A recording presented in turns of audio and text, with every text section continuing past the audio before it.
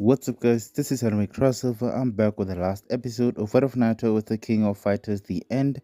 And if you did enjoy this series, give this video a like for more crossover fictions. Now let's begin this new video.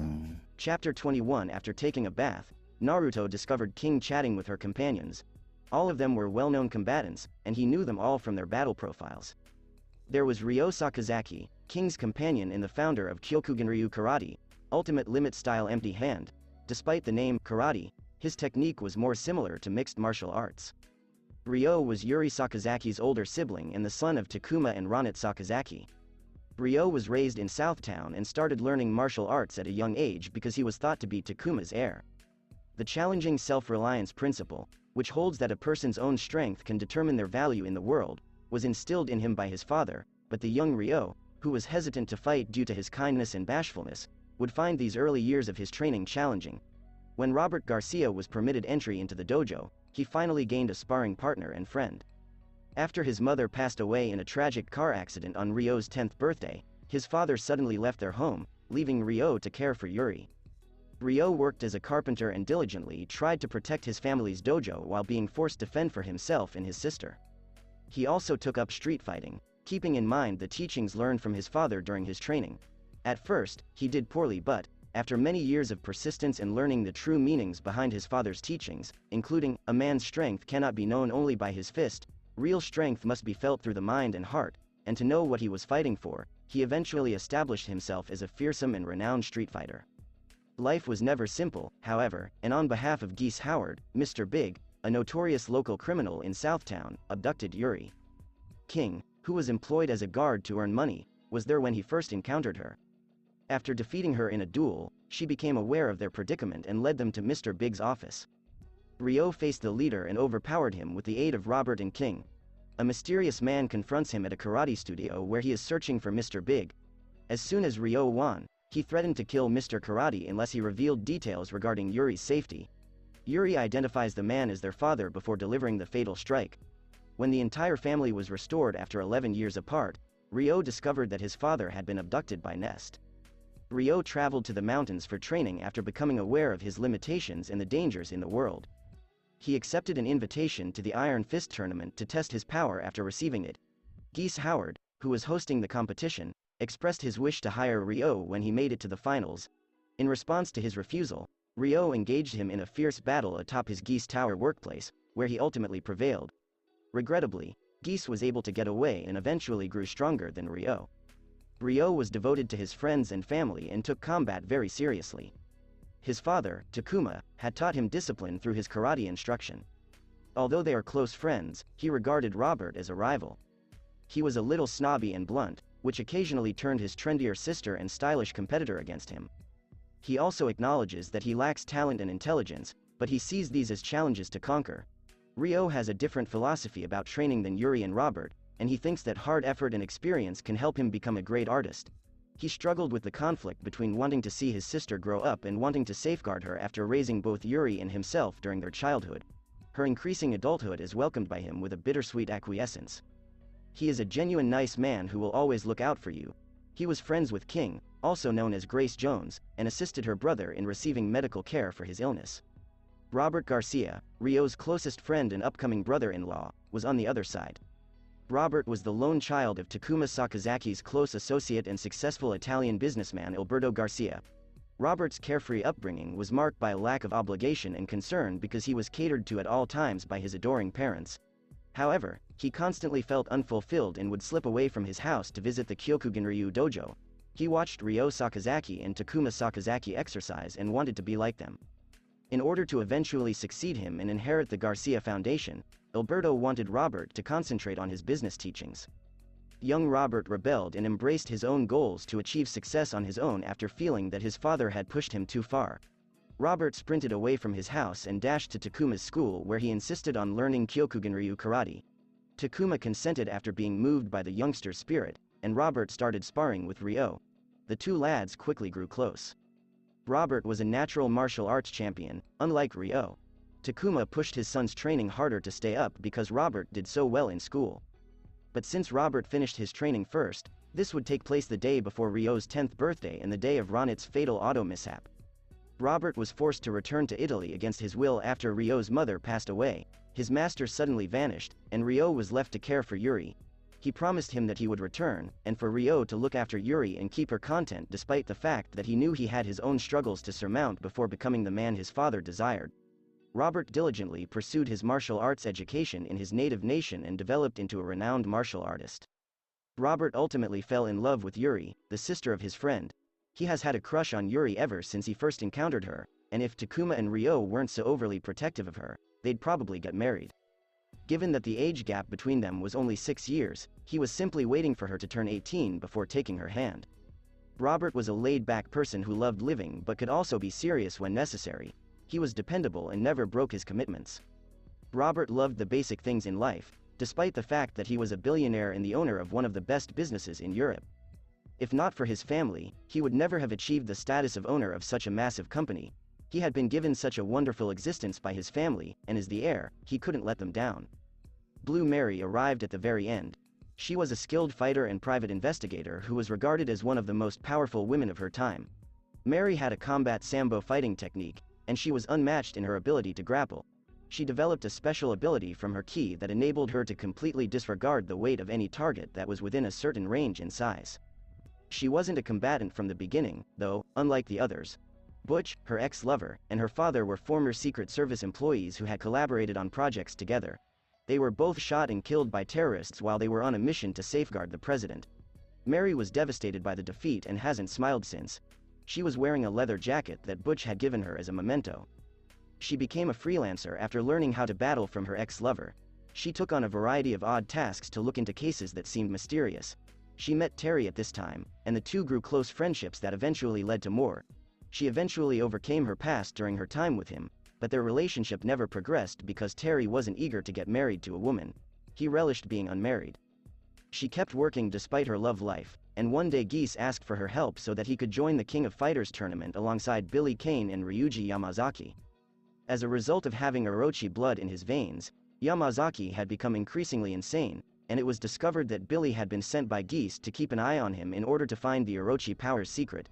Yamazaki, however, managed to flee in the midst of the chaos, leaving Mary to wonder about Geese's motivations and the cause of the predicament. After it was over, Terry told her about the Nests gang and the things they were doing in Southtown. Mary had been searching the area with the aid of her new friends Mai Shiranui and Vanessa, someone who knew Butch, with a new objective in mind: to halt the organization.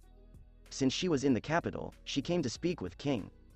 Blue Mary was very outgoing and meticulous in her work because she understood the risks associated with these groups. Mary was a playful person who enjoyed making guys laugh, but she never took the flirting too far. She wanted a committed relationship that would not be readily broken. All of them were friends who had fought and had a lot of experience together as they sat here.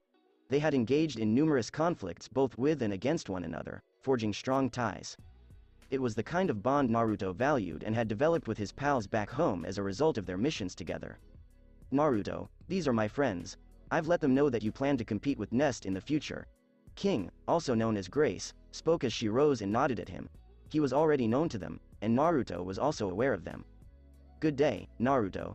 Since I first learned about you, I have been eager to meet you. When you have time, I trust you wouldn't mind sparring with me. Ryo gave him a friendly smile as he got up from his chair and offered his hand. Same here, I wanted to fight the person who is both Ryu's and Terry's former rival. Naruto answered back in kind. Don't bring up Terry with my son, dude. He's still getting used to the reality that the lone wolf has grown so powerful. As they bumped hands, Robert grinned. Shut up, Robert. I'm not a kid, so stop making me concentrate on something like that. Terry, a friend of mine, has developed, which is excellent. I'll just keep working diligently to overtake him. Unlike a certain someone, I am not sliding. Ryo provided more bait in response to his enticement. My child, you have grown. Robert turned to face Naruto and nodded wisely. Join us and sit down. Since Nest was the group that had played havoc on them as opposed to Shadaloo, Naruto accepted the offer and sat down with the others. Nest was a covert organization that was in charge of all forms of criminal behavior worldwide.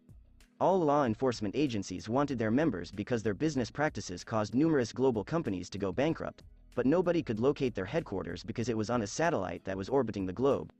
Nests had access to a high-tech arsenal of tools and equipment that allowed them to conduct study in a variety of scientific fields, particularly bioengineering. They purchased the King of Fighters sponsoring rights, using the competition as a tool to carry out their plans to rule the globe. They intended to gather the fighters' data and use it to develop bioengineered super soldiers that could easily beat every competitor before advancing with their army to conquer the entire planet.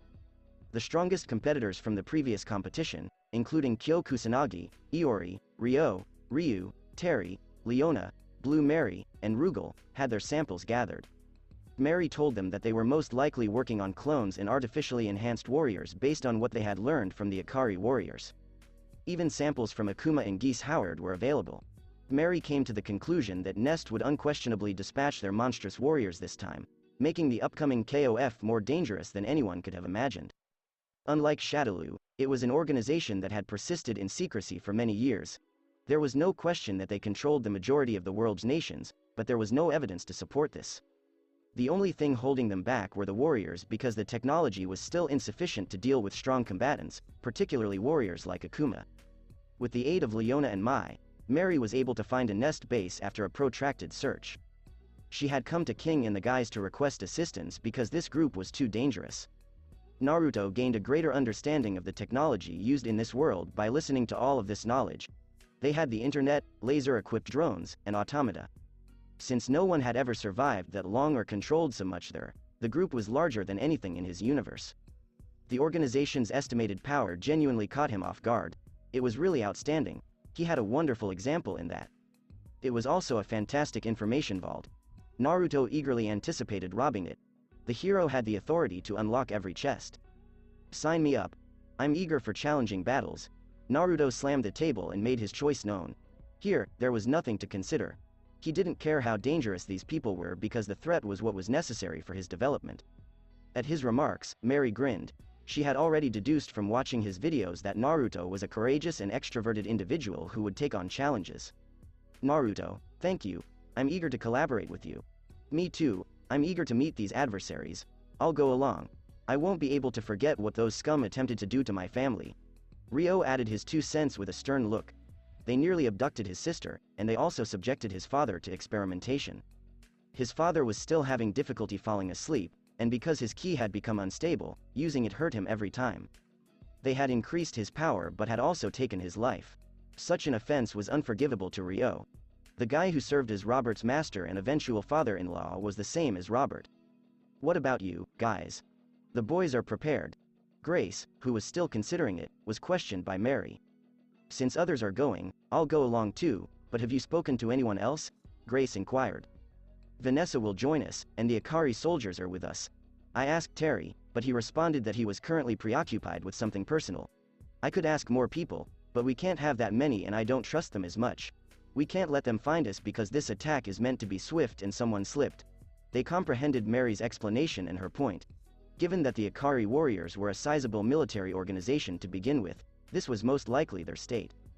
Too many strangers would interfere with their strategy. Wait a second. Why did you believe me? Is it possible that I was one of their creations? Why did Mary even trust him with all of this knowledge? Naruto wondered. I believe in Grace and my instincts. Your actions demonstrate your innate goodness. Otherwise, we might have thought your attitude was odd. We are skilled combatants, so such things don't escape our awareness. Mary smiled warmly as she responded to his question. She had interacted with many people in her profession, so she was accustomed to interpreting their words and body language. I appreciate your trust and am looking forward to collaborating with each of you. Now pardon me, though. I'm catching up with some new acquaintances. As he rose from his position and gave them a wink, Naruto spoke. Be careful not to damage them. Naruto just laughed at Grace's comment as he walked away, then vanished from view like a phantom. He has a ninja-like aura, but he's nicer than all of them, someone said. Ryo mumbled. But Mary tacked on. Ryo replied in a monotone, yeah, He didn't like the lady very much because of the way she dressed. She was too outgoing and exposed her entire body to those who weren't her true love. She ought to possess some humility or at least be like his wife. She won't harm you, brother-in-law, so calm down. Who is the in-law brother? You, once you defeat me, say those words. Robert was reminded by those words that Yuri had already turned 17 this year and that he had only one more year to endure. It was a shared affection because she also liked him, but this idiotic friend constantly drove them apart. While forcing him to live the bachelor life, he was loving his romantic life. In 3 months, climb Mount Everest. As he stood up and pointed at him, Robert muttered something before departing to get ready for the task. "Hey, why that location?" Robert answered as he shut the door behind him. "I was thinking of taking a trip there." "Do you like to play pranks on him?" Grace inquired while grinning at the situation. It was extremely typical among them. "I do. He enjoys playing tricks on me, so I can too. Additionally, I don't want to entrust my sibling to a weaker person. I want to see Robert fight for this one thing and demonstrate his loyalty to this affection, regardless of how much money he has. You're familiar with Rio. I wish I could find a man like you. In contrast to most professionals in this area, you are romantic." As she drank a taste of her beer, Mary said. Rio acknowledged her points and remained silent regarding Terry.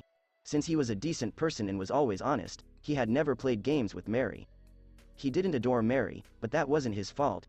"Drink and enjoy yourself. I'll be with you today so we can get ready for the task." They had already drained a few bottles of drinks, Grace said as she stood up to bring more. After calling Laura and Zangief, Naruto made his way to the Sea of Trees, also known as the Aokigahara Forest, which is close to Tokyo. Although he came before them, he wasn't by himself because someone had followed him. "Is that you, Mr. Uzumaki?" As she perched on top of a tree branch, a girl wearing a ninja suit inquired in a curious manner. Naruto recalled the other man as he turned to face the girl who was wearing a ninja outfit. "Are you with Guy?" "Yes?" Guy was the only ninja he knew in this universe, said Naruto. Few of them had engaged in open combat, and they were hardly ever seen in this realm. "Affirmative, and?" Naruto questioned as he sat down after jumping onto a limb. "I want to go with you." Guy claimed that by learning something new, we could consider you to be a buddy. She had a revealing style that made Naruto think of Enko as he stared at the female. She was dressed as a ninja, but not the kind that would be sent on such an assignment. She was undoubtedly more frank than Mai, and he could tell from her tone that she was still a trainee. He considered what she had to say. It might be advantageous to have them as a buddy. They might be able to give him knowledge and direct him to people. Since he could tell from her aura that she was a good child and had never killed anyone, there was no downside to her following him. "Okay, just refer to me as Naruto. Please engage in a fight with me, Ibuki." Ibuki stared at him intently and asked. She became a fan after watching all of his battles. Even Guy thought he was superior than all of her teachers. They sent her to, if she could, pick his brain. She couldn't waste the fantastic chance they had given her. Ibuki had black hair that was unusually divided into 3 angular bangs at the front, 2 mid-thigh length ponytails in the back, and was firmly pulled back in a top knot. Ibuki was dressed in a more conventional style of ninja doji, which included a black top with no sleeves, baggy pants, arm guards, and a mask that covered the lower part of her face. Only cloth bandages covering her shins, ankles, and instep served as her shoes, shielding her from foot-related wounds in a somewhat realistic manner. However, she was dressed in less covering samurai garb. Ibuki, a tomboyish adolescent ninja torn between the rise of a global liberated and outgoing youth culture following the rise of modern information age infrastructure, comes to symbolize the youth generation gap within Japanese society. Even though Ibuki was a well-trained ninja, she displays traits typical of a normal teenage girl in modern-day society, stating on several occasions that she finds her ninja garments ugly and her daily training strange, while focusing more on enjoying life and being baffled at those who devote themselves to what they do. Despite this, she played her part to at least show respect and to ideally leave the ninja's path in peace so that she could resume her normal life. In turn, while she is with a sense of duty and responsibility and with striving determination for her own future, she comes across as somewhat shallow, vapid, and youthfully ignorant, with plenty of people noting she lacked focus as a ninja stemming from her not taking her role seriously, and with her not respecting at full what she was born into, the ways of the ninja included. She was generally interested in males. She assessed her opponent's combat prowess in addition to their appearance, demeanor, and attire. Even though she thought her instructor was hot, she didn't like the way he dressed. She thought Naruto was attractive, that his fighting skills were beyond her wildest dreams, and that she enjoyed the way he was. From viewing those videos alone, she was won over by him. She loved it. She had started to like him. Ibuki attended the same school as Sakura and Karen Kanzuki and was good friends with both of them. Despite the fact that both girls were more interested in fighting than Ibuki herself, she had aided her friends on numerous occasions and relished spending time with them. Although she never intended to turn her training into a career or pursue the shadowy path of a ninja, she has grown to appreciate it over time and recognize its worth in this world. Being of the contemporary era, she had no desire to get her hands dirty in the seedy underworld. She had liked Naruto since the first time she had seen him, and after meeting him in reality, she was even more convinced of this. He had all the qualities she looked for in a man, and he had a lovely presence. It will sting a lot, so proceed with caution. With lightning-fast movements, Naruto grabbed her clothes and dragged her to him as he stood up and responded. The fight is now over. She received a bare embrace from Naruto as he murmured. It feels great to embrace her petite frame, I think. She was pressing her mid-class breasts against his body, and Naruto could plainly feel her soft body as he applied more pressure. While Naruto was 190 cm, Ibuki was only 162 cm. Do you surrender? Near her hearing, Naruto made a playful remark. He didn't mean to offend the girl, but he wanted to make it obvious to her what made them different. That wasn't right, Ibuki murmured, expressing her surprise at Naruto's behavior. Certainly one of them, he was. Even though she enjoyed the embrace, Ibuki used a fundamental ninja move to make her body malleable and slippery so she could escape his hold. She had no idea how he did it, but he made it feel incredibly cozy. When she was able to free her body from his hold, she snake caught him and put her kunai on his throat. Nothing is fair in battle. We are ninja. Naruto responded as he quickly evaded her grasp by filling in with a leaf. He didn't like behaving like a tank, but she wasn't powerful enough to harm his body. It would discredit his samurai education. Ibuki was astounded by the maneuver because he had just transported away from her, but she had also thought that his body was too tough for her to hurt. Only a select few people in this universe, including Delism, Bison, and a few others, had the ability to teleport. Anyone who could fight was genuinely troublesome and dangerous. Her misunderstanding wasn't going to be dispelled by Naruto, and it was somewhat comparable. He was making a substitution, which needed concentration and restraint. It might have been prevented if Ibuki had even slightly affected his energy with her ki. It wasn't like teleportation, which only needed an idea. Without pausing, Naruto drew closer to the other person. Naruto pushed Ibuki into the ground with a moderate amount of force while placing his palm on her face, causing the ground to tremble and dust to fly. She hadn't been able to respond to his attack or even resist it in time, and the impact rattled her consciousness. From every battle, Naruto had learned to adjust his pace to the opponent. He'll never be quicker, but he also won't be slower. It demonstrated the strength of this enigmatic child. Naruto released Ibuki and allowed her to gather her composure as he moved in the direction of his new companions who had just arrived together. King had already left the country this morning due to other obligations, and Dan and Blanca were still asleep at home when Zangief, Laura, Mika, and Sakura came. I pray everyone had restful dreams. Good morning. Before greeting them and giving Laura a fist pump, Naruto gave the group a smile. Ibuki, what are you doing here? Sakura asked as she approached Ibuki's side. My new goal is to train with Naruto. Ibuki responded after a brief delay during which she blinked to correct her vision. If he had been serious, she might have broken something because the back of her skull hurt so much. Naruto, good morning to you as well. Last night, I most certainly had some pleasant dreams. Laura smiled slyly and winked at him in response. It's helpful to know that. As you can see, we've added a new friend to the program. Now I'll demonstrate my real power to you and explain why you should adhere to my example. As he turned to face everyone and switched into sage form, Naruto grinned at what she said. They were all able to sense the atmosphere shift. The pressure had greatly risen and Naruto's energy had grown denser. All of them sensed peril as they watched as Naruto casually swept his hand in their direction. They received immediate ki enhancements to their bodies, which sent them flying as an invisible force struck them. If they hadn't quickly stopped themselves, it would have been strong enough to send them flying for miles. After feeling the wind speed up, they became trapped inside a hurricane that had formed around them. When they tried to escape, they discovered that it was too strong and would rip them apart if they attempted to pass through it. He quickly altered the weather in the region, causing strong gusts and a storm to form. Everything instantly went back to usual. How did it go? Naruto grinned broadly as he turned to face them. They could tell he was ecstatic about his strength and the setting. Wow, that was amazing. What made you attack us? There was no breeze. As they dashed to his side, Sakura, Ibuki, and Mika were ecstatic like young toddlers. My strength comes from nature, so I can attack from all sides, I said. As he relished their stunned expressions, Naruto answered. But that isn't physical strength. Demonstrate muscular strength instead. As he drew nearer, Zangief questioned. That's all. Come get this by coming here. The jacket that Naruto pulled from his storage seal had weight stamps carved into it. It began with 10 tons and increased to 10,000 tons. Now that he was using it fully, Naruto didn't even have to use much force because the Sage mode increased his boost by 15 times, allowing him to raise about 30,000 tons.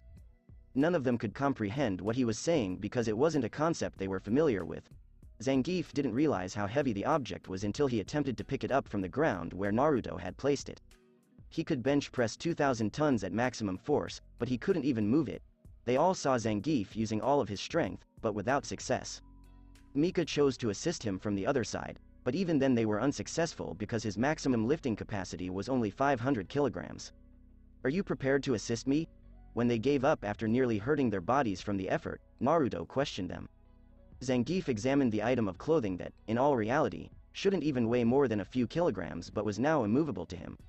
He mimicked Naruto's grin because he could see it on his face. He was thrilled by the experience because it showed him how his abilities could grow. Whoever created this training strategy was a genius. "I am in," Mika exclaimed, Mita, as she had been mesmerized by the magnificence of Naruto's skills and abilities. She was a skilled combatant who used style and impressive moves to make the fight more entertaining than usual. Naruto excelled at performing these tasks. He could have easily defeated them, but instead he put on a performance. The crowd became enraged as a result, and they continued to speak about him. "How are you doing, Laura?" As lightning surrounded him like a domesticated beast, covered his entire body, and then ascended into the heavens, Naruto questioned. The tree was cut down as it rose and fell like an executioner's sword. "How can I resist now that you've given me the decisive push?" Laura was no longer opposed to the notion of working for him. He was strong, kind, and very talented. "I accept the offer and would like to enroll in your classes," Sakura answered. After giving it some consideration, she ultimately decided that she wished to achieve great power. She wished to support Ryu and avoid being handled in a childish manner. She had come to understand that Ryu piqued her interest for more reasons than just his abilities and her admiration for his skills. She thought he was a good fellow and desired to journey alongside him. "Do you people remember to call Ryu or not?" Naruto looked at Laura. "I spoke with Ken, and he predicted that Ryu would show up in 3 days or at most a week," Laura answered. Ken had expressed desire in meeting Naruto as well, but he let Ryu make the decision instead of checking the situation first. He believed what they said, so it would be better if Naruto didn't disappoint them or their mutual trust would be damaged. "I'm excited to meet them. Let's get started with training today." Similar Junin jackets, which could be destroyed in battle and which Naruto had many copies of because he remained too far away from Konoha for resupply, were given to the group by him. Naruto triggered the seals on each of them after they had all put it on. He applied various pressures to them based on their bodily limitations. He also demonstrated how to alter it so they could practice independently. Mika could lift 50 tons while Zangief could only lift 200 tons without ki increase. Ibuki could only lift 20 tons because she was speed-oriented, whereas Sakura could raise 50 tons despite not putting much emphasis on strength. Any decent fighter knew that the key to winning was to use ki to transcend human boundaries. It encouraged the organism to continue adjusting to higher levels. "Sit down now, and I'll let you see what I'm planning for Ryu. Today, you must confront your evil. You need not struggle against it. Darkness belongs to you, not to anyone else. Denying it only makes things worse and is Ryu's issue. He is suppressing a facet of himself out of dread, giving it more power over him." They all complied with Naruto's instructions and sat down on the ground, not noticing the dust or anything else because it was common for them all. All of them felt as though they were entering a new universe, the world of their souls, as Naruto went through the signs. They found their clones with black and red eyes and an evil aura surrounding them waiting for them in this new world where everything they could see was the same background as the actual world. "You have been on my reserve list. Give me liberty." Laura had never experienced discomfort like she was experiencing now. With the exception of her counterpart's black eyes and evil aura emanating from her body, she appeared precisely like her as she stood in the sea of trees and stared at her. "Accept your most sinister ideas and merge with them. Fighting is pointless because it is a component of who you are." She glanced at her dark self who was amusedly staring at her as she thought back to Naruto's comments. What were the sinister ideas she was suppressing deep inside? "Come on, lady, let's merge into one." Laura confidently cried out to her shadow self with her arms open, deciding she had nothing to be concerned about. "How foolish of me, I anticipated some introspection from you, dumbass. Give me the corpse, you pathetic wench, and please pass the ash." As she sprinted toward Laura like lightning and targeted her assault on her eyes, the darkness reacted with contempt. Since Laura never employed sneaky tactics like aiming for the eyes, ears, or balls, she truly represented evil. Laura reacted swiftly, stopping the kick with her leg and blocking the strike with her right arm. With her left hand, she reached for her blouse, but the knight also reached for it. "You will always lose to me. Even though I am limitless, remaining here will only drive you insane." Before pushing each other apart, Darkness teased as she unleashed a lightning strike that Laura mirrored. Alright, I guess we got off to the incorrect start here. Girl, let your emotions out and tell me what you stand for. I don't believe I've ever held back any of my aspirations. Laura stepped back because she could see that this battle would be pointless and that staying too long would be dangerous. If she fights the darkness, it will slowly engulf her consciousness. Are you sure you don't know? You truly are a warrior without brains and a failure who is unable to recognize their own inner drive, haha. Stop lying and start talking about something genuine. I got annoyed listening to her talk nonsense, particularly because she looked like her. I am your darkness, created from all of your wants and the shadowy parts of who you are. I am the haughty hubris you conceal. I am the rage you suppress. I am the free will you conceal with ethics. I am the jealousy you conceal with your modesty. I am the desire you conceal under your armor of a warrior. You are merely a chained soul, while I stand for complete liberation. Darkness responded with a flash and blatant haughtiness. She experienced a sense of resonance as she listened to those remarks because of specific life events. There were lots of them, but unlike most of them, she had undoubtedly made the correct decision, even though she might have ended up dismissing the possibility altogether. She didn't believe she was capable of thinking such things, but her words let them out. When losers and weaklings attempted to speak to her, she wanted to demonstrate to them their value. She didn't always want to appear modest. During fights and other normal times, she occasionally felt very angry at certain individuals, but she never expressed it. She occasionally faced money setbacks and other issues in her life that made her consider engaging in criminal activity. She occasionally felt jealous of Sakura's skill or other superior fights, but she never let it last for very long. She occasionally felt sexual urges, but she repressed them because she was a fighter and people who were like them didn't behave that way. She saw all of these ideas, and it didn't feel right to her to see them in this light. Alright, I now recognize what you stand for, and I agree to everything. Those ideas and desires are mine, just as you are me and I am you. I'll make an effort to work with them. While biting her lip and speaking to her shadow, Laura nodded. Cool, let's embrace. Shit, this is too hard, Laura said, casting a glum glance back. Instantaneously, Laura spent the next 30 minutes battling her evil side without ever getting her to pay attention. What in the world was that? Tell me, why didn't I embrace her? Back in the real world, Laura leapt to her feet in a state of confusion because she was desperate for information. They were all unable to overcome their gloom, but some felt worse than others after realizing what they had been hiding. Naruto grinned at them. Knowing the most undesirable aspects of the psyche wasn't a pretty sight. You failed because you didn't embrace it from the inside out. Even a tiny bit of doubt will cause you to fail, and you still harbored it. Have you understood and found it useful? Have you taken anything away from this experience? As it had disturbed their minds, Naruto enveloped them all in his chakra to help them collect their thoughts. As it had been awkward to embrace such things, they listened to what he had to say and realized that he was correct. Now they could comprehend how terrible it was for Ryu to constantly battle his darkness that had the potential to affect the outside world. Don't be so dejected, pals. Just take a seat and think about it. I will impart the holy knowledge to you, and you will unquestionably succeed academically. To lift their dejected moods, Naruto spoke with flair and confidence. He was able to relate because he had experienced the same level of depression as a result of the practice.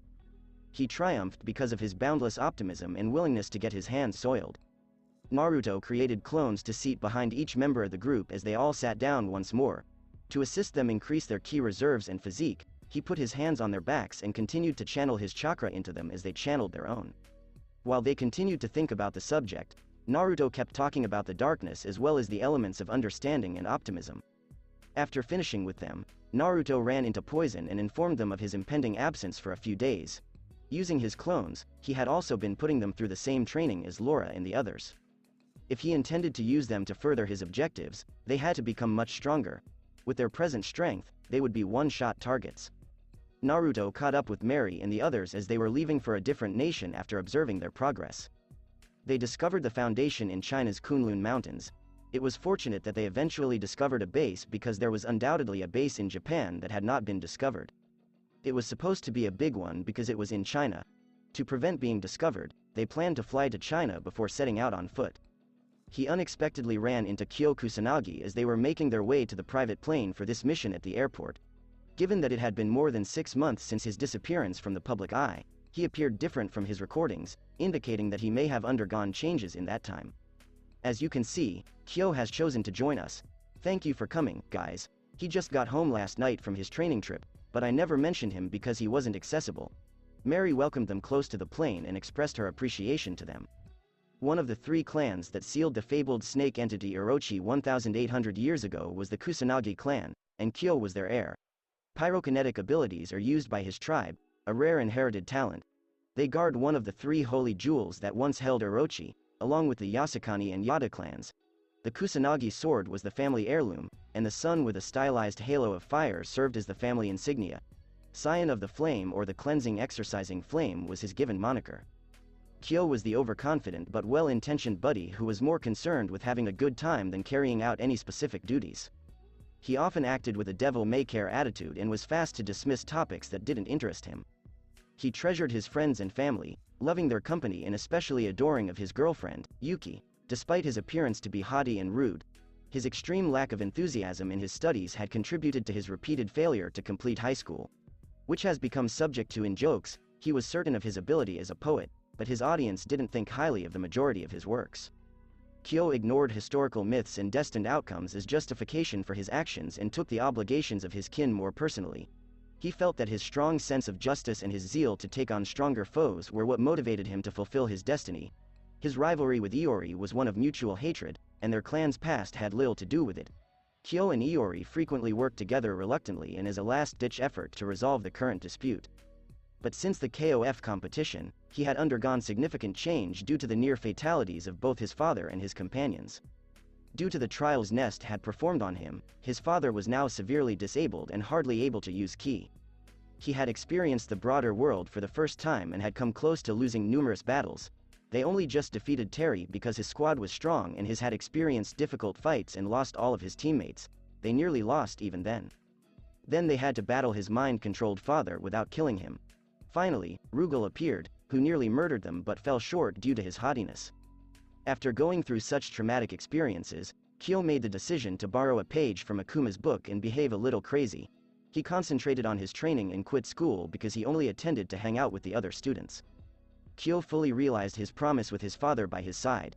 He had the ability from birth to rise to the level of his ancestor, but he never pushed himself too hard because everything came to him without hesitation. He was a natural-born genius, unlike competitors like Ryo and Ryu. He had spent the previous 6 months in magma, where he had enhanced both his ki and his fires. In order to boost his power because the heat at the Earth's surface wasn't enough for him, he had dug deeper into the ground. He doubled his strength and made his flames 3 times hotter in just 6 months. He had the quick ability to vaporize metal. He had already defeated his opponent before arriving here, proving that he was now physically capable of doing so. He had successfully made Iori sample sand, which was a satisfying experience. Additionally, it made sure his opponent would get better to keep up with him. Iori did not train to the best of his skills out of fear of losing control, just like Hyo who did not train to the best of his abilities. "Hey, how have the two of you been doing? I pray you didn't notice my lovely mug." Hyo gave them a laid-back welcome and began with Robert. "What have you been doing? After the competition, I feared that you might have taken to hiding like a rodent." Hugging him, Robert made jokes. "That's not amusing, dude. The competition was so incredibly risky that I doubt I was the only one who was impacted by it." Cheel moved toward Ryo and gave him a light-hearted punch. "You're correct. However, we were accustomed to such occurrences, so only kids like you were impacted. Regardless, you performed admirably, and I relished our conflict. I'm hoping for a quick repeat." The strongest squad Kyo had faced before facing Terry was Ryo's. "Let's fight once the task is complete. This time, I'm going to force your submission." Kyo advanced toward King while grinning arrogantly.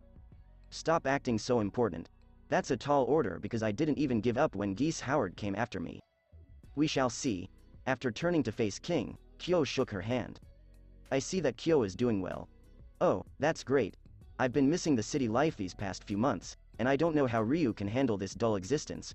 When Kyo responded, he turned to look at Naruto. "Everybody is unique, and Ryu has always led a unique existence. It's too difficult for us modern people." "You're correct." As he approached Naruto, Kyo murmured as they shook hands. "Naruto, I've watched your vids. I'm hoping we can battle later." With his fighting spirit at an all-time peak right now, Kyo said while casting a challenging glance. He was eager to use his new abilities against formidable adversaries. "I'm looking forward to it, but are you prepared to put up a solid fight?" Kyo grinned at Naruto's comments as he squeezed his hand back in response. "I'll let you make the choice." While his palm was on fire, Kyo muttered. He was aware that Laura's lighting, which was her strongest suit in super fights, had been simply disregarded by Naruto. Even though Naruto had covered his palm in chakra, the heat was still burning him. Beyond 5,000 degrees Celsius, it was more powerful than magma. I am excited about it. As he fractured his palm, Naruto grinned. Cheel felt the impact cause a bone fracture. He wasn't a strong physical striker like Ryu or Terry because his fighting technique included the use of flames. He was the foremost practitioner of the Kusanagi school, which emphasized fire over complete physical dominance. The Kusanagi family's primary combat method was the Kusanagi style of ancient martial arts. It had weapon-based origins at first due to their family's treasure, but it was modified over time to concentrate on using the user's fists for their pyrokinesis skills. It continues to be passed down through the generations and is considered a heritage among the family members. Shingo was the exception to this rule. He was instructed, albeit in jest, by Kyo and later by Seizu. The previous Yasukani clan, a friend of their family, possessed the same fashion sense. Thus, in addition to the Yada clan, the three clans' most distinctive feature for all of their techniques was that they were named using styles or methods, e.g., 88 Shiki, Method 88, 132 Shiki, Method 132, etc.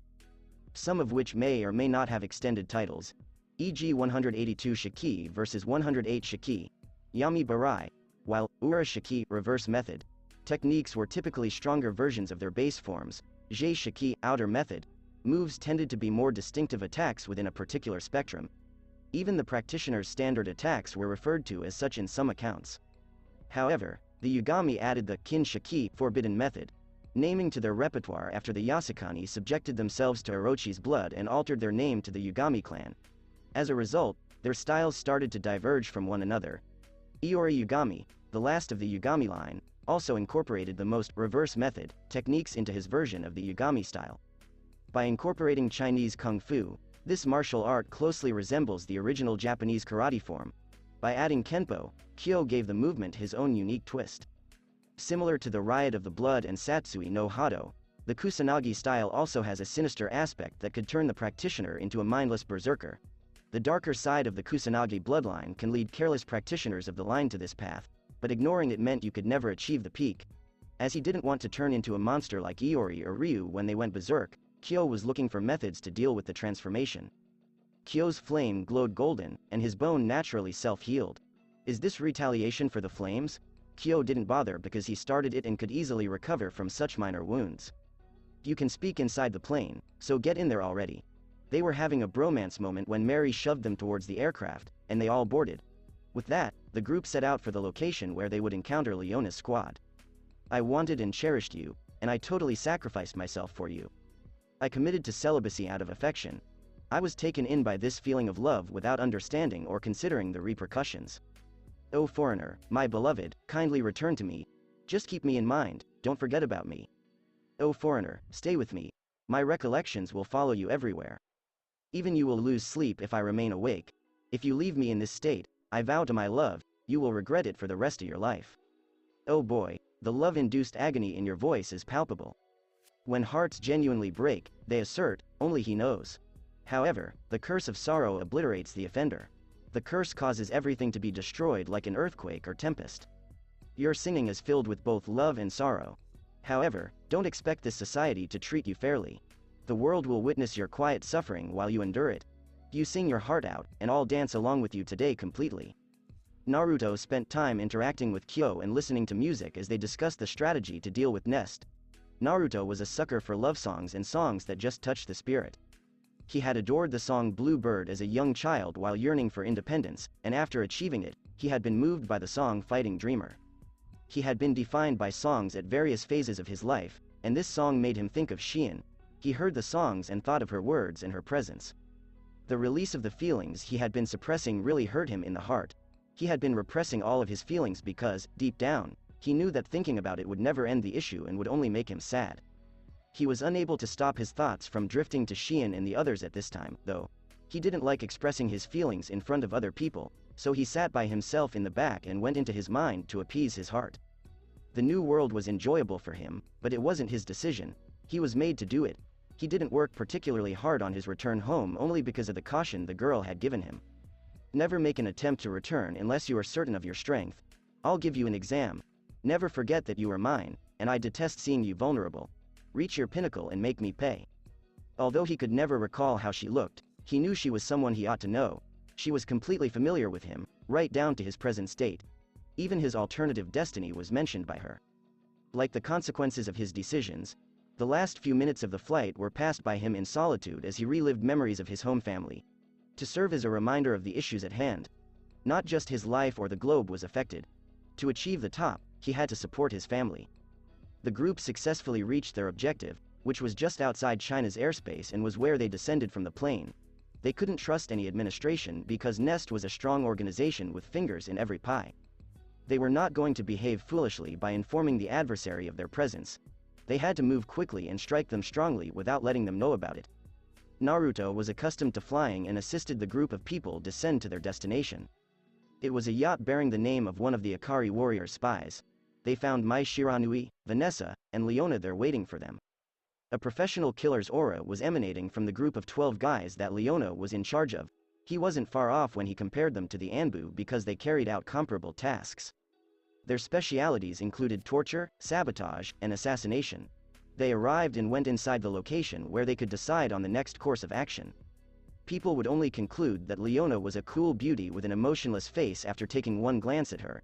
She was currently the best female fighter in the world, and she could even move up the warrior list. She was hiding a deadly aura from Naruto that he could feel behind her icy mask. Leona stood 180 centimeters tall and had long, light blue hair and eyes. She was sporting customized mini-bombs in a yellow tank top with military-style pants. Behind her back, she carried blades as well. She was an expert at killing techniques. Leona was raised by her family and was born in a hamlet. When she was a young girl, Goins visited her house and insisted on speaking with Gaidel, the local chief. Everyone in the hamlet was an Orochi blood relative, so he asked Gaidel to assist him in his service to Orochi. Gaidel, on the other hand, declined because he and his family preferred calm over the violent tendencies brought on by the Orochi blood. Goins is furious and departs. That same night, Leona experienced the riot of blood and wiped out the entire village. Goins, pleased by the results, sets her bloodlust to rest for another time. When he needs her again, she was confused and startled, lost her memories, and wandered aimlessly before being discovered and subsequently taken in by Hydern. He was taken aback by her inherent fighting skills and made the decision to train her as an Ikari fighter under his direction. She later got her first significant task, which was to join Ralph and Clark in the King of Fighters competition. Geese Howard, who had joined the competition looking for an unidentified goal, was the subject of their investigation. She is confronted by Goins during the championship events and reminded of her Orochi ancestry, which makes her fearful for the future. She was troubled on the battlefield, and when her mistake caused Clark to get injured during a mission, she finally entered the bloodbath. She murdered every creature in the base and nearly killed her friends. She tried suicide as a result of being afraid to kill her family, but Ralph and Clark intervened and stopped her. She learned that she was an Orochi descendant because this era was comparable to Iori Yugami's bloody uprising. But she still hadn't experienced any of her earlier recollections. She had kept an eye on herself to prevent going berserk again and had used the Ikari warrior's tools to learn more about her condition. The berserk change could not be reversed, and no one had succeeded in doing so. Even though the situation was sad, Leona worked hard and remained focused on her tasks with the support of her teammates. She worked arduously to overcome the gloom deep within while fighting to make the world a better place with them by her side. For a young lady who had just turned 20, she had accomplished a lot. With the exception of Ralph, Whip, Clark, and Commander Hydern, Leona avoided eye contact.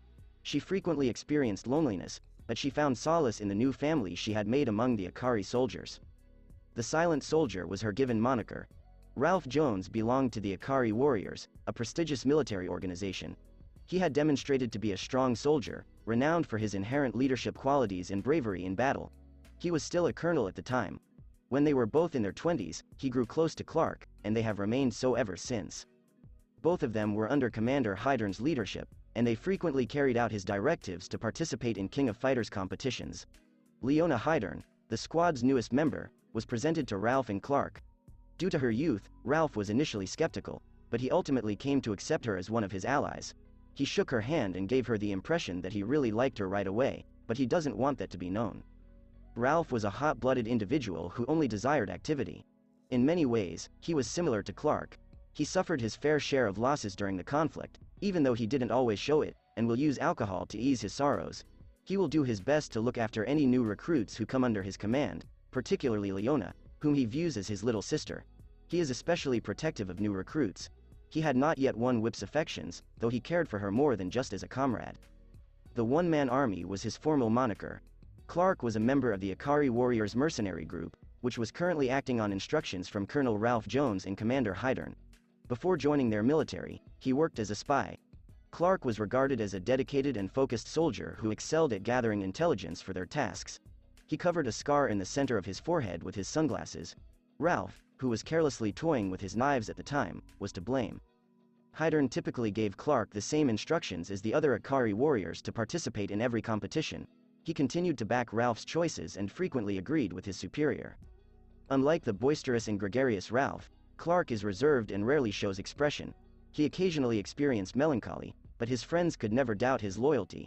He was known to occasionally make light of Ralph's obstinacy and serious demeanor. He goes by the moniker Tough and Cool. The trio gained notoriety in the public view after participating in the KOF. Even without engaging them, Naruto could tell that all of them had a great deal of expertise because of their extraordinary powers.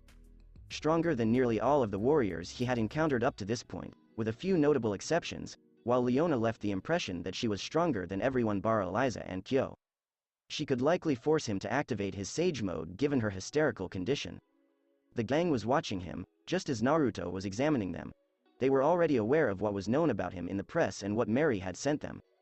Hanzo Shiranui, a practitioner of ninjutsu and Kappo Ken, had a granddaughter named Mai. Mai's father taught her the ninjutsu techniques. During this time, she had gotten to know Andy Bogard, who had come to train with her grandpa. Mai was then forced to attend different ninjutsu classes from Jubei Yamada, a friend of her grandfather. Mai was initially disinterested in Andy and only saw him as another ruthless man who was only concerned with his training. She didn't start to see him differently and ultimately fall in love with him until he gave her a gift on her birthday. However, this significantly perplexes him. She spent a lot of the time stalking Andy and daydreaming about different wedding scenarios. Mai pushed Andy to join the King of Fighters tournament and create a team with her. She put together an all-female squad with the aid of Yuri and King to show Andy the error of his ways after becoming frustrated with his refusals and decision to join a different team. Mai had a very outgoing personality and a volatile attitude. She had a tendency to be a bit of an airhead as well, admiring anything appealing or beautiful, which can come off as being vain at times. She also at times compared attractive boys who flirt with her or recognize her beauty to Andy, acknowledging their attractiveness but concluding with a comment saying they're not as cute as Andy. She, like many females, dreamed of marrying her Prince Charming. She recognized Andy as her Prince Charming and declared herself his bride-to-be, which occasionally creeped Andy out. He attempts to ignore her advances as much as possible because he thinks of her as his younger sister, but she is persistent and makes it difficult for him to do so. Mai was a traditional and ideal Japanese beauty, despite what her vivacious fighting persona might indicate. However, she didn't always match the mold because of her pride in being a Shiranui ninja and her obsession with Andy. She had been in love with Andy for 10 years and was now 22 years old. She had waited for him and kept trying to get his attention, but her emotions had given up. She received zero response from Andy. In his view, she would always be the sister. She had ultimately conceded defeat and made the decision to proceed. As she began to take her ninja task seriously, she began collaborating with Mary and the Ikari warriors to put her abilities to good use. Possibly discover her new Prince Charming. The alluring ninja girl was her given moniker. Last but not least was Vanessa, who was as strong as Laura despite being the weakest of the bunch. She was a typical housewife who secretly worked for the Ikari warriors as a mercenary operative. Vanessa loved the flavor of life and enjoyable trips to the pub for a drink. She treasured her family dearly, so it's a mystery how she managed to keep her work a secret from them. She had a young child who was 4 years old and a typical husband who worked a typical job at a business. She was a stunning, 182 centimeters tall woman with short red hair and a toned figure who caught the attention of men wherever she went. She was surprised to fall in love with a regular guy, but she treasured everything about him and always kept the ring in a secure place. She will sometimes dissuade flirting because she was married, despite frequently receiving teasing in return. The Boxing Queen was her formal moniker. Mary, I didn't anticipate you to deliver us such a surprise. How did you persuade him to sign up? While his teammates remained quiet, Ralph greeted Mary warmly. Leona was unable to look away from Naruto. She wasn't sure why, but something about him made her feel primitive and at home. How could you possibly question this gorgeous detective? Tisk tisk. Have I ever faltered at a task? These expressions aren't random. While Mai and Vanessa welcomed King and the others, Mary responded as she swatted his back and entered the space. You even managed to win over my emotions, so how am I supposed to doubt you? But are you sure? Ralph joked before becoming serious because he didn't want anyone to betray them. Even if it involved a friend, he wouldn't forget the event. She is certain. In spite of your offer, I would have struck Nest because I am not your enemy. I only need the basis details. Everything else I can manage on my own. To make his position clear, Naruto spoke up. Are you certain you are able to say such things? Do you even realize how risky this endeavor is? Ralph was irritated by his remarks. He didn't want his people to endure as a result of some reckless behavior. Nest wasn't a toy, and despite what he had learned from Naruto, he wasn't indestructible. If he was careless, Nest would kill him with their advanced weaponry. My friend, calm down. I'm not just charging ahead. Just letting you know, if I were sincere, I could enter on my own. When I'm sincere, my abilities are on par with Akuma's. Since this is your mission, I will work in your squad for the time being. I'm letting you know how I'm at this stage so you can use me effectively. Ralph shook Naruto's extended hand, calling him a braggart, but it kept the conversation from going in the wrong way. Even with what Naruto had demonstrated, Akuma wasn't someone who was particularly simple to defeat. He's coming with me. Clark and Ralph were taken aback when Leona spoke up because they couldn't comprehend why she would choose to travel with him. The attack would be launched by Ryo, Mai, Leona, Naruto, and the others would follow from two separate angles. They weren't meant to cause collateral damage until they had achieved their objective, which was to gather information about other bases. Well, partner, I'm looking forward to collaborating with you. While extending his hand, Naruto said, but Leona didn't answer and instead just nodded. He had never worked with anyone like that before, it was a special event. Naruto seated next to Mai while the others made other plans because both of their jobs were to create havoc and hold back the adversaries. Mary and Leona were meant to enter the base to obtain the information while the others provided support while they held back the enemy. Mai was also useless because she was unfamiliar with such high-tech items, just like Naruto who didn't know much about them. Hey buddy, what's up? Seriously, chum. Mai glanced up from her magazine and met his gaze. It wouldn't stun her if he was hitting on her because she was used to men eyeing her and approaching her. What's the issue? That's my decision. Now I see how you are sabotaging your attractiveness by enveloping it in gloom. Doom, I am as chirpy as ever. Mai gave him a close examination. She was already aware of his strength and potential to compete with Terry in combat. He had dipped his hands too deeply into the torrent of blood, and even without being told, she knew he was a murderer. She could sense the aura of a predator from him even though he was covered in it. He posed a serious threat to anyone who dared to oppose him. She was a Shiranui ninja, and reading people was their area of expertise. Many people couldn't read his energy though. She could tell that he had murdered and tortured many people just by meeting him. He wasn't affected by it though. He was deadly, but he also exuded a serene aura, suggesting that everything he had done had been for the greater good. She was unsure of how she felt about him at the moment. He had decent looks despite not having very attractive looks. He had a decent manner, it was better than most. He was able to communicate effectively and prevent arguments like this one. He was creative. My beautiful comrade, I can sense people's emotions. Your heart isn't joyful like it used to. Have you ever felt heartbreak? Has existence become meaningless? I'll lend you an ear if you want. Now that's a talent I wish I possessed. People aren't going to lie to you about their feelings, and you can even sense if someone likes you. It's heartache. His talent made Mai envious because Andy might have found use for it. After the preparations were made, Naruto engaged with the passengers to get to know them. He had no trouble getting along with Ralph, and he had already defeated Sasuke, so even Clark wasn't a problem. Naruto used his Rasen Shuriken to atomize Orochimaru and Kabuto after defeating him in a fight of extreme difficulty when they discovered him at the base of the snake. Sasuke was another person who ought to have escaped the conflict with pain. His return and readiness to defend Konoha after defeating Itachi with Naruto's help brought some solace. Mai and Vanessa were also simple to approach because Naruto was just that type of man who had experience relating to all different types of people. Leona, however, stood out as an exception because she was aloof and never spoke. Once on land, they ran the entire distance to their goal while dodging onlookers. They were in complete control and moved more quickly than any car could, leaving no tracks in their wake. They moved with ninja-like agility, which impressed Naruto because he worried they might leave footprints or make too much commotion and cause sonic booms. They reached the Kunlun Mountains, their objective, in a matter of minutes. With a length of more than 3,000 kilometers, the Kunlun Mountains make up one of Asia's longest mountain ranges. 1,900 miles, the chain, taken in its broadest meaning, creates the northern limit of the Tibetan Plateau south of the Tarim Basin. The mountain range was mostly covered in snow at this period, and its highest point had an elevation of 7 kilometers. There was a waterway nearby and a meadow nearby. It was a serene and lovely scene outside of a proper metropolis. There were regular people residing in this area, but none of them knew about Nest or that they worked for them. Naruto's invisibility jutsu was used to make the group invisible as they rushed toward the target area without pausing. Nest had tunnels running throughout the mountain range and had constructed a headquarters in a secret location that was hidden from view. Since Cheel was far from China at the time, it was strange that someone had accidentally reported seeing him in these mountains. The agent had seen the entryway open and had taken note of the specifics. He was fortunate to be out of the detection range and skilled at long-range reconnaissance because otherwise he would have never left the area. It had revealed to them that the group was creating clones, had advanced technology, and their capabilities should not be limited by that. Their leader Nests desired to be the most powerful, eternal being, and they desired to rule the universe. On the surface, Nest appeared to be a benign multinational organization that provided health and education services to people all over the world, but it was actually the moniker of a criminal organization that aspired to power.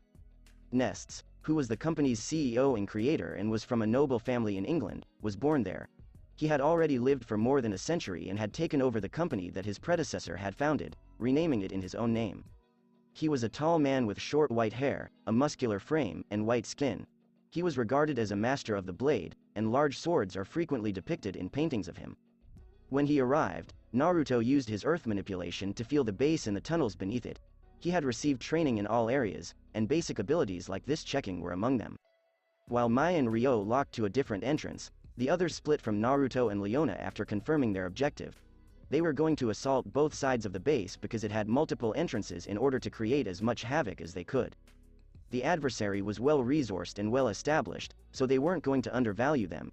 If they had a fighter of the level of Akuma, it wouldn't be shocking. As he stood on the mountain and felt the crisp breeze on his skin, Naruto was filled with excitement. He focused on the doorway, which had an identical appearance to the surroundings. Nobody would notice the gate was made of metal by mistake. Naruto yelled, "Let's go," and launched himself, a large Rasengan in his palm.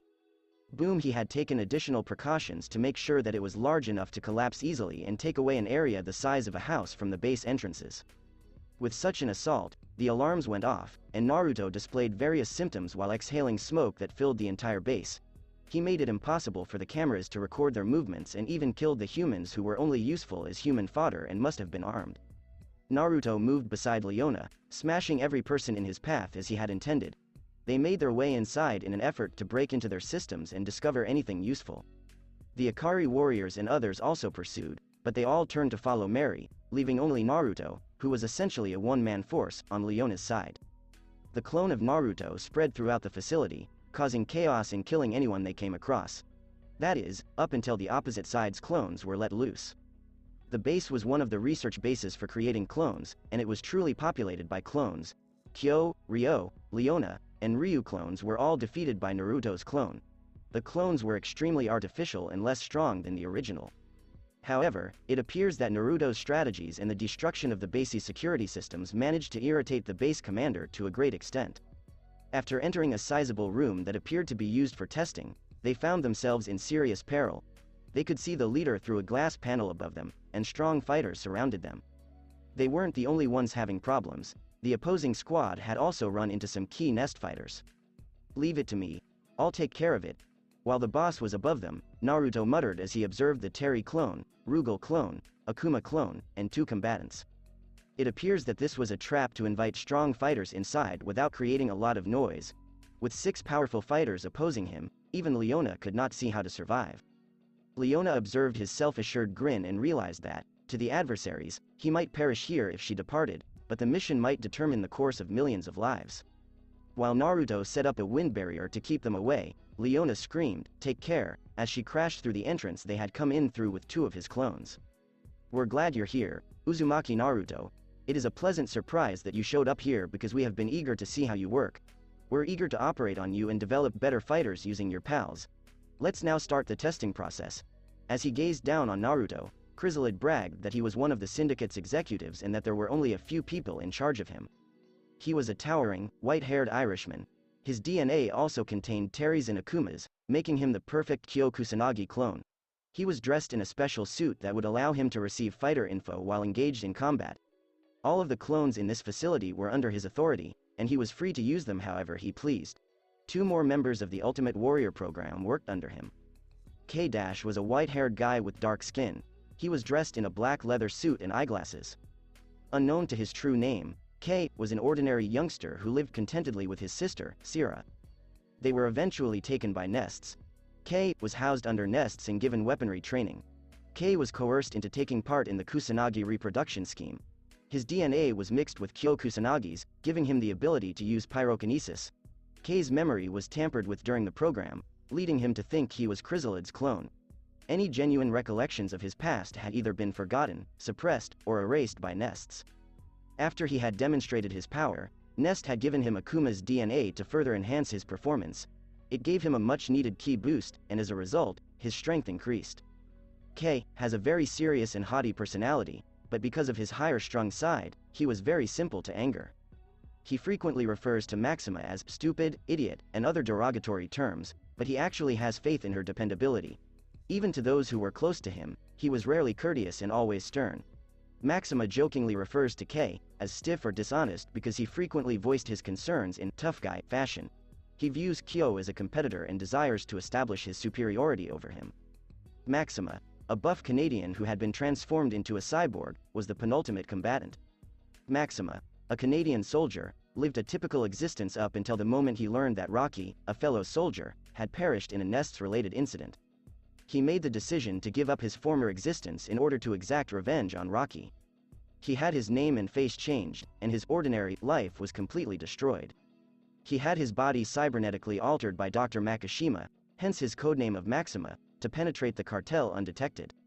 His built-in weapons, a powerful cannon-like weapon installed in his chest and a hand cannon that was initially blocked, and the capacity to perform instant data analysis gave him superhuman strength and response time as a cyborg. Additionally, he exhibits some cyberpathy. He is able to perform feats such as connection to the satellite via cybernetic part of his mind, although it is unknown whether his actual heart is still a part of the 20% of his body that is still organic or if it has been replaced with an artificial analog. These systems were powered by a miniature nuclear reactor known as the Maxima Heart. His memories had been tampered with so that he believed himself to be a member of Nest. He had become one of the cartel's pawns while being unaware that the kind doctor was one of their operatives. Maxima took her obligations and work very seriously. He suffered tremendously when Rocky passed away because he was a very honorable man. He refers to K as his companion and sees him as a new Rocky.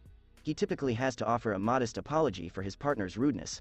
Many people believed him to be a few years older than he actually was because of his calm demeanor, which seemed to belie his age. Don't bother about mutilating him. Just take him out. While his system examined every battle taking place around the base, Chrysalid gave the order. Humans had their limitations, but the computer-assisted system would readily enable him to enter a new level as he was constantly improving and becoming a better fighter.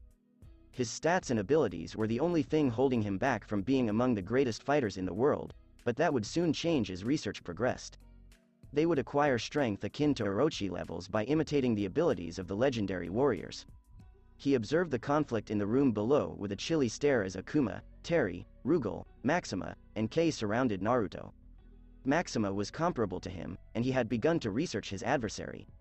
"Why don't you make some clones already, blonde woman, before we rip you a new one?" K grinned at Naruto as his palm burned with red flames. "Hee, that's hilarious. You lack the decency to merit such distinction. Force me, please, with your pitiful numbers." With the aim of upsetting them, Naruto teased him. He had a tendency to make fun of opponents when he wasn't joking around and meant real damage. "You little shit, you're going to repent that." The disdain for him that he was receiving infuriated K people looking down on him really irritates him. He waved his hand in Naruto's direction, sending a flame wheel, but he didn't let it guide him. It served as the bottle's opening indication. As he moved in step with them, Naruto didn't wait for them either. Terry lunged at him with burning knuckles and a flaming ki-covered fist that could easily knock most opponents to the ground. Akuma rushed at Rugal as he released an extermination cutter. Just all the clones, it was much weaker than the original and very robotic because only memories had been implanted into it. Naruto leapt towards Akuma and met him in the center. Naruto maneuvered fluidly, throwing him behind to deflect the blows while simultaneously launching a vacuum bullet and making signs with one hand. While Akuma fired a ki bullet from below, dodging attacks from Rugal and K, Terry halted his motion and jumped to the side. limited mental processes, and because the technology wasn't yet fully developed, the clones didn't last very long either. They primarily employed agents that had been infected with warrior DNA for this purpose. The enormous vacuum bullet struck Akuma as Terry used Power Geyser to punch the earth and release a Pillar of Nature ki. Terry's fighting technique enabled his ki to communicate with the environment. He was so strong and his assaults were so destructive because of it. While Akuma crashed through the wall unharmed and launched himself once more at Naruto, Rugal used Dark Barrier to deflect Kei and Maxima's assault. He used a Hadoken while Naruto used Wind Wolves, another wind jutsu. Several wind wolves appeared as they locked onto their prey as he slammed his hand against the ground. They were formed from wind and were sharp enough to cut any metal, so they ran like the wind and crashed into each of the battles.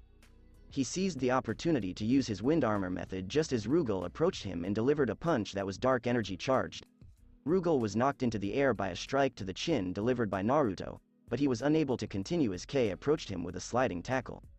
When Akuma and Terry both charged at him from above with flying kicks, Naruto quickly prepared a tiny Rasengan to deal with them. Strong attacks were coming at him from all directions, so Naruto used his chakra to create a barrier that immediately expanded outward. It wasn't powerful enough to withstand all of the assaults, particularly after Rugal spun and kicked the barrier with his axe. With his other hand, Naruto made a series of omens before unleashing a massive hurricane that drove them all away from him, but they continued to assault without stopping.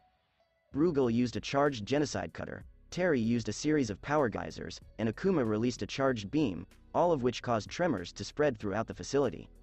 Kei focused on his target as the area around it erupted repeatedly as the impact of his fist caused the earth to tremble. As he could feel the threat of these enemies, Naruto was on all fours in the middle of the storm. Even though they were all capable of withstanding his attacks, their united strength was too much for him to handle. He was close to suffering harm. Oh my god, it's getting way too heated. As he focused on Rugal, who was also offering defense and had strong attacks, Naruto had this notion. The fact that the three clones were lesser than the originals was fortunate because otherwise even the Sage mode wouldn't be sufficient against them all. In order to stop Akuma and Terry from getting away, Naruto launched himself at Rugal by pushing against the earth while wearing wind armor. As Rugal kicked him from above, Naruto dodged it and grabbed Rugal's face in his palm before crashing his head into the wall while wearing the genocide cutter and armor over his enhanced body. The clone attacked him with an energy explosion while Kei appeared beside him using some sort of speed technique and punched him in the side. Kei's skull banging into the metal wall with insane speed caused it to tremble. Despite the energy explosion, Naruto launched a Rasengan at Rugal. The attack struck the man in the torso, but Rugal was able to erect a dark barrier that deflected it. The Rasengan was flying at him when Kei's hand struck him in the side, causing an explosion. As Akuma approached him, Naruto backhanded the Rasengan while blocking the punch with his right arm. He then dragged Kei and kicked him in the direction of Rugal. Naruto booted Terry who was kicking him from above, using him as a launcher. He was stronger when they collided, but it didn't matter because Akuma struck him with a strong uppercut and Rugal used a powerful energy blast to hold him in place. They crashed into the ceiling after Akuma punched him in the abdomen. Naruto caught the fist while still feeling the agony from his fractures and then kicked Akuma in the face while using chakra to boost his kick. The entire facility began to shake. He was ultimately struck in the testicles by Akuma using a single-handed Hadoken. Fuck. Naruto was struck in such a vulnerable area that he nearly cried aloud. When Naruto's focus was on the assailants below, the traitor clone was fortunate to land a blow. They had the opportunity to strike with blazing knuckles, explosions, and genocide cutters because of the agony. The attacks caused Naruto to endure them, but he was able to use a Rasengan on Akuma, who fell from the ceiling and suffered a concussion. He was about to have his head torn off by the Rasengan when Naruto swiftly shifted it to the side and deflected the incoming laser. Even after turning up the Rasengan strength, the laser still managed to penetrate it, sending him flying into the opposing wall. Maxima was able to deal the most harm to him because she was able to read all of his movements. He used a laser that was so powerful it could easily rip through the foundation. The fact that Naruto even made it through it when none of the other people there could was evidence of his strength. As a result of his fractured bones, collapsed lungs, and severe burns from the impact of the beam, Naruto coughed up blood as he fell to the ground. He didn't believe they were being considerate enough to allow him to use Rasen Shuriken because the attack was more powerful than his. Hehe, this is how I feel. As he called forth clones for each of them, Naruto grinned. He had enough time to prepare his attack and repair the harm. Have you yet located the objective? Through the communication marks he had drawn on Mary and Leona, Naruto inquired. I'll finish it in 5 minutes, please. Given that she had also faced numerous obstacles along the road, Leona's response reflected her weariness. Take your time. I'm capable. A miniature Rasen Shuriken appeared in Naruto's palm as he spoke and glared at his enemies. If he hadn't known how to throw it or minimize it, this could have been very hazardous. Naruto hurled it while simultaneously throwing the other one at Terry, locking onto Akuma. They were taken by the attacks while they were occupied with battling his clones. Terry was also covered in energy, but it took the shape of armor as Akuma radiated all of his energy to deflect the attack, feeling death. They were hidden by the Rasen Shuriken, who then struck them with countless microscopic blades that could easily cut diamonds. While the targets were nearly slain, the attack also destroyed his clones. They were exhausted from defending it, but they managed to live. Chrysalid had had enough. If he kept watching, Naruto would triumph. Chrysalid, who had locked onto Naruto, set off a huge detonation that had an impact on everyone. When it directly struck Naruto, the explosion burned his forehead and his Rasen Shuriken caused damage to his hand. After sending him flying once more, Maxima connected the training room's system to release more potent beams at him. He was struck in the abdomen by the converged rays. It pierced through the chakra barrier and body enhancements Naruto had used to stop it, leaving a hole in his body. Should have employed additional clones as he hemorrhaged and observed his enemies, Naruto pondered. The clones would undoubtedly have an impact, but the lasers could easily destroy them. I guess enough horseplay, she said. As a clone that he had hidden at the beginning of the fight popped, Naruto closed his eyes. He entered Elder Mode as a result of the energy that nature had collected for him. When I was fooling around with you, you ought to have fled. In the afterlife, remember the instruction. As he took a position and his body began to recover, Naruto murmured. While standing far away and concentrating all of his strength, Naruto kicked everyone in the face with a blow that appeared to miss everyone else. When the attack struck them, Kei and Maxima used their ki to stop it but were still sent crashing through the wall that had already sustained too much damage because they had already taken him seriously and were prepared for anything. The clones, on the other hand, were struck directly without much protection, and Rugal's neck broke while Terry and Akuma crashed through the wall with scarcely supported necks. Chrysalid had recognized the threat and triggered his barrier, but the impact had damaged both it and his arm. The enemies could combat Naruto in his base form and were roughly as powerful as him, while Chrysalid was stronger than him in base form. Sage Mode gave Naruto a multiplier of 15. The boss was greater than him, as Naruto had anticipated, but the gap was too great. Sage Mode made a significant impact. One should not undervalue nature's strength. Following that, Naruto delivered a straight strike that caused the clones to explode and sent Chrysalid flying through the air and into the hallway. Maxima and Kei were fortunate to handfall outside of his line of sight. Maxima lifted up the unconscious Kei after seeing the devastation and made the decision to flee. He wished for his buddy to live. They had no opportunity to fight because the mission was a failure. Maxima discharged the space cannon, obliterate the base. Maxima fled as Chrysalid's order struck him as he was linked to the cannon in orbit. It fixed itself to the foundation. Naruto sensed the threat. It was sufficient to endanger his safety but not sufficient to murder everyone else. Naruto yelled, "Run!" into the barrier. They were all in a hurry to leave the facility as soon as they heard his voice because he had already warned them about his danger sense. Running through the route or crashing through walls. Chrysalid targeted Naruto and fired hundreds of explosive fire orbs at him as his aura swept in like a tsunami to destroy his adversary. He managed the base with the help of the diversion and entered the escape passage beneath the training area. By placing his hand on the ground and ignoring the attacks, Naruto caused the earth to collapse and condense. When Naruto realized that his life force had been extinguished, he hurried through the base and back up onto the summits just as the beam was about to strike. It had a 100-meter field of effect and removed all obstructions. Even in Sage form, according to Naruto, he wouldn't have survived and would have sustained damage. Did you receive it? Looking at the group, which was lacking some Akari warriors because they had been killed by the clones, Naruto questioned. All of them appeared to be on the verge of failure. We got something, but it didn't have anything to do with the bases. It was just data for the clone experiments. Leona responded because she thought he should know. Without him, they might have perished because he contributed the most to this operation. Well, at least we have something.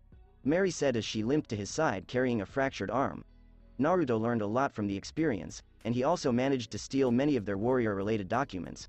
Before leaving the facility, he also took some of their laser guns. Let's leave before the army shows up. They all began to move after Kyo murmured because this situation was not at all covert. The beam from orbit should have been visible to everyone. The end. That's the end of this video, guys. Thanks for listening to this video. If you did enjoy this part of the story, like, share, and subscribe for more. And thank you all for help and support, and have a great day.